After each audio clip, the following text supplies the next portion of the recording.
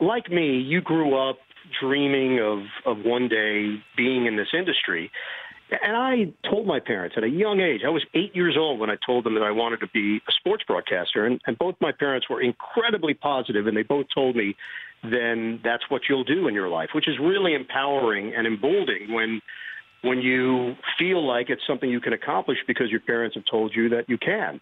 So all these years go by, and they send me to Syracuse, and I take all these steps to get to a point in my career where I am doing play-by-play of Kendrick Perkins beef.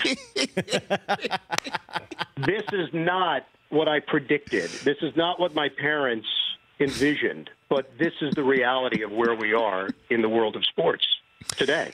Well, and I was proud to do it. Very proud. Well, you know, Ian, you never know what life prepares you for. No, you don't. But you handled it expertly. If you. Oh, thanks. What were they saying about it on Twitter, Ian?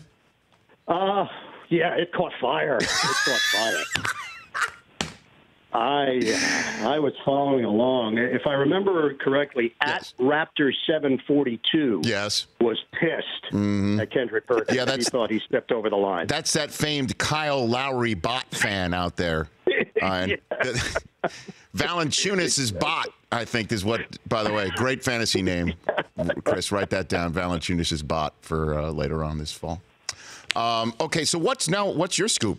Now that the NBA and basketball season is done, do you actually get a break here in your career? I have an assignment near and dear to your heart. I go to the French Open. I've been doing it the last 12 years for Tennis Channel. Wow. I have retained zero French over that 12-year period. Okay. I know how to order steak frites. That's the entire limit of my French. I'd say, entrecôte? Mm-hmm. They go, yeah, entrecôte. Yeah, I'll have that. Okay. That's the next assignment. I leave in a little less than 2 weeks. I'm there about 2 weeks, and then I shut it down. You shut it completely. Down. Shut it down. Shut it down. So you got you wash off the clay, and then you go home. Wash off the deep red clay that gets embedded into my shoes. I know. Careful. Yeah. And again, I love bringing this up with you, Ian. You're one of those rare tennis broadcasters that has a soft spot for the people who are in charge of the tennis balls, the ball boys and ball girls, because you've been there, right, at the U.S. Open. I've been in the trenches, as they say. Yes, I've done the job. I understand the job. I relate to the ball people. See? They're about my size, so we have that connection. You never well. knew, Ian, that being cursed out by Jimmy Connors got you set for Kendrick Perkins. You never. Yeah, we're connecting dots. We're connecting dots. And talking back to Jimmy, Rich, I talk back.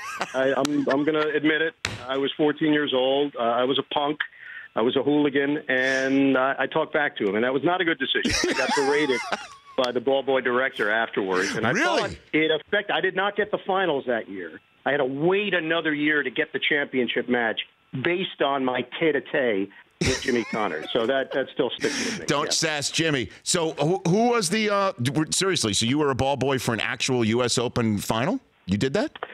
Oh, no, I was for the Tournament of Champions in Forest Hills. Okay. That was a May tournament that got all the big names. So it was Borg, it was McEnroe, it was Connors, it was Gerolaitis, it was Johan Kriek, it was Jose Louis Clerc, it was Jimmy Arias. I can go on.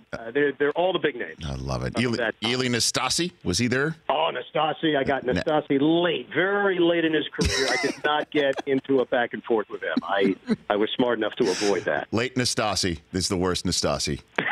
Sure. Not the best. The Rich Eisen Show, weekdays at noon Eastern on Audience.